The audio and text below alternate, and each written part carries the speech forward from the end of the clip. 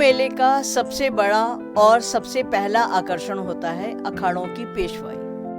पेशवाई संतों के उस सम्मेलन का भी अवसर होता है जब आदि शंकराचार्य के वैधानिक निर्णयों का अनुसरण करते संतों के दो विंग, एक रमता पंच और दूसरा बैठा पंच की मुलाकात और भेंट होती।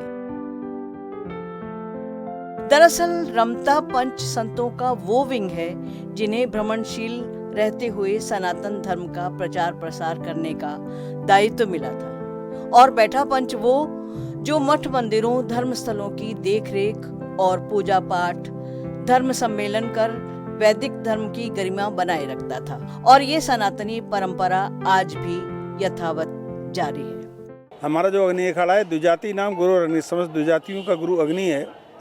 और इस अग्नि अखाड़े की मुख्य आराध्या भगवती गायत्री है। हमारे यहाँ आनंद, स्वरूप, चैतन्य और प्रकाश चार नाम के ब्रह्मचारियों का अखाड़ा है। और अग्नि अखाड़े में हमारे यहाँ एक सभापति होता है, जिसको जो वर्तमान में अग्नि अखाड़े के सभापति हैं वो श्री महंत ब्रह्मर्षि मुक्तानंद जी हैं। और अग्नि अखाड़े के हमारे यहाँ 4 सेक्रेटरी होते हैं, तो 4 सेक्रेटरी हैं और अनेक ब्रह्मचारी और श्रीमंत हैं। जैसा कि हमारे यहाँ अखाड़ों की परंपरा है, सबसे पहले ध्वजारोहण होता है। धर्म ध्वजा वैदिक विधि से संपन्न की गई है और देवताओं का पूजन करके माँ जो इस अखाड़े की अधिष्ठात्री है उसकी स्थापना हो गई है। पेशवाई में सबसे पहले हमारे यहाँ ध्वजा चलती है। ध्वजा के बाद अखाड़े का जो इष्ट देवता है भगवती गायत्री चलेंगी। गायत्री अखाड़े की गायत्री देवी के बाद आचार्य रहते हैं। आचार्य के बाद आचार्य महामंडलेश्वर, मंडलेश्वर, फिर श्रीमहंत और फिर अखाड़े के पदाधिकारी और साधु। इस प्रकार ये अखाड़े में ये का जुलूस होकर के फिर हम लोग अखाड़े में प्रवेश करते हैं। आज भी रमता पंच भ्रमणशील है और घूम घूम कर हिंदू धर्म के रक्षण और संवर्धन में रत रहता है। और बैठा पंच पर नागरिकों के बीच रहकर धार्मिक व्यवस्थाओं, परंपराओं के सुचारू संचालन का दायित्व है। ये हमारी सनातनी मर्यादा है कुंभ। ये सदियों से चली आ रही है, सदियों से ही चले आ रहे हैं कुंभ। हर 12 साल के बाद, और हरिद्वार और इलाहाबाद में 6 साल के बाद अर्ध कुंभ भी होती है। ये कुंभ की परंपरा हमारी ऋषि मुनि ने चलाई है, सनातन धर्म की मर्यादा है। इस दिन जब सब संत दूर दूर से जो पहाड़ियों में रहते हैं, जो जंगलों में रहते हैं, उनका सबका हम सम्मान करते हैं। ये अखाड़े इसीलिए रजिस्टर्ड हुए हैं कि अभ्यागत साधुओं की सेवा करने के लिए। जो जंगलों में साधु रहते हैं, विद्वान हमारे बहुत दूर दूर से आते हैं, वो अखाड़ा ही संभालता है उनको।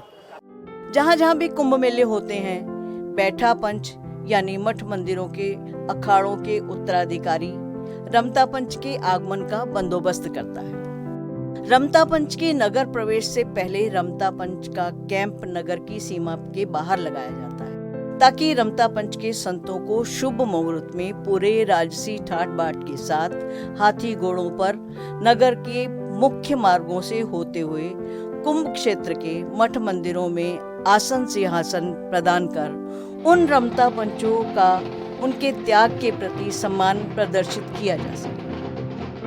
बैठा पंच द्वारा आयोजित रमता पंच के आगमन के समारोह को ही पेशवाई कहा जाता है।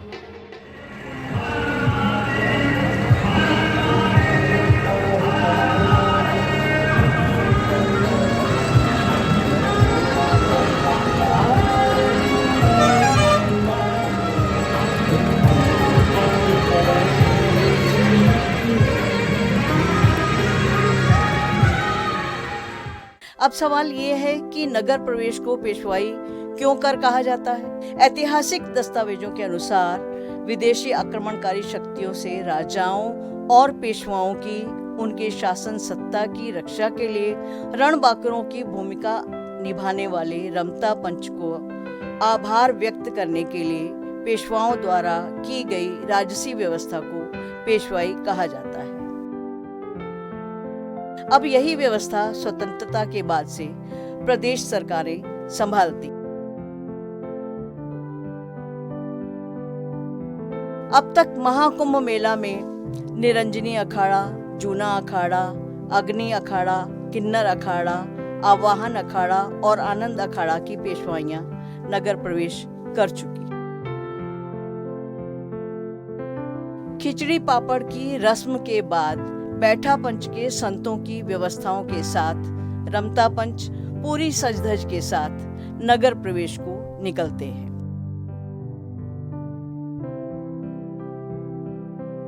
पेशवाई यात्रा पर निकलने से पहले अखाड़ों के प्रमुख संतों से व्यवस्था की जानकारी लेने और देने के लिए मेलाधिकारी, आईजी, एसएसपी कुंभ, अपर मेलाधिकारी, जिला अधिकारी और एसएसपी हरिद्वार सहित तमाम अधिकारी मुलाकात की औपचारिकता को पूरा करते हैं।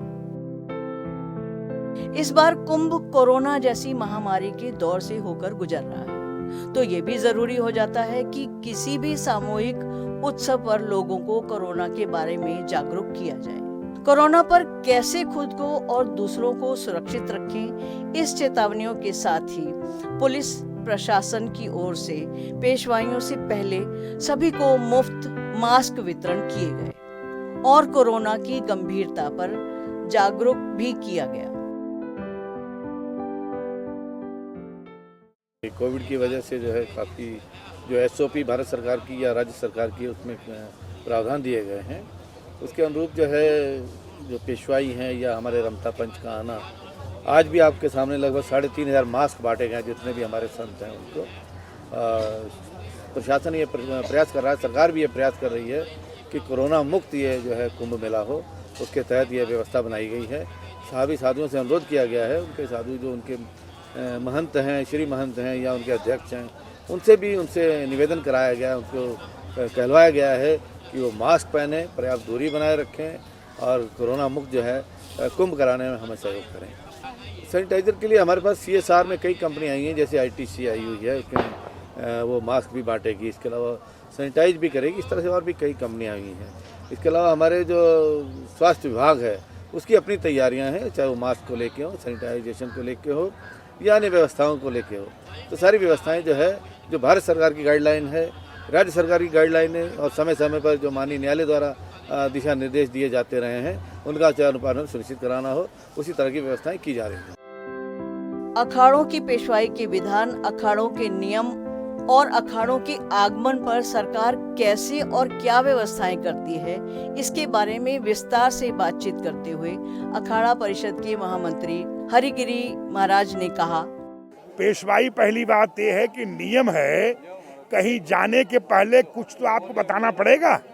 किसी जगह जाने से पहले है कि आपको बताना है कि मैं यहाँ आना चाहते हैं, और आने के लिए क्या सरकार जब तैयार होती है, भूमखंड अलॉटमेंट करती है और बाकायदे अलॉटमेंट होने के बाद जगह दी जाती है और मूलभूत सुविधाओं की व्यवस्थाएं की जाती हैं और सरकार से संवाद होने के बाद, अनेक प्रकार की चर्चाएं होने के बाद, अनेक बैठक होने के बाद, ये होता पेशवाई का अर्थ है कि जहां हमें 2 महीना कुंभ मेले में रहना है वहां पे सारी व्यवस्थाएं हो चुकी हैं, इसलिए उसका नाम रखा गया है पेशवाई। कार्य की अनुमति हो चुकी है कि आप यहाँ 2 महीना रह सकते हैं।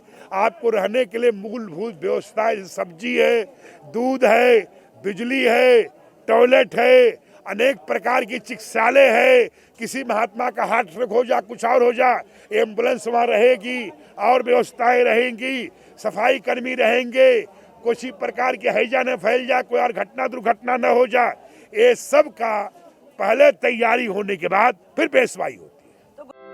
जूना अखाड़ा के महामंत्री स्वामी हरिगिरी ने भी पेशवाई में चलने वाले सभी संतों, उनके अनुयायियों तथा अन्य सेवाओं से जुड़े लोगों को कोरोना संबंधी जानकारियां देते हुए कहा, सभी मास्क अनिवार्य रूप से पहने। आपसे मेरी प्रार्थना है कि जितने आपके अखाड़े के महात्मा हैं उनको सबको डिसिप्लिन में सबको मास्क लगवाइए। तो प्रशासन का, शासन का हृदय से मैं उत्तराखंड वासियों का सहयोग देने के लिए धन्यवाद व्यक्त करता हूँ।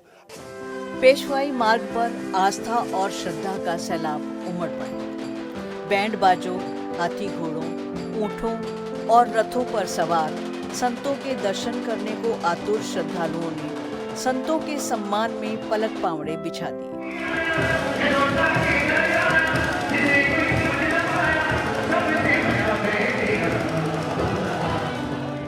नगर के सभी भवन, अट्टालिकाएं, छतें और मुंडेरे श्रद्धालुओं से भर गई। वर्षों अपने पूज्य गुरुओं के दरस को तरसते लोगों ने फूलों की वर्षा कर संतों का स्वागत कुछ इस तरह किया कि गलियों सड़कों पर मानो फूलों का कालीन बिछाया गया।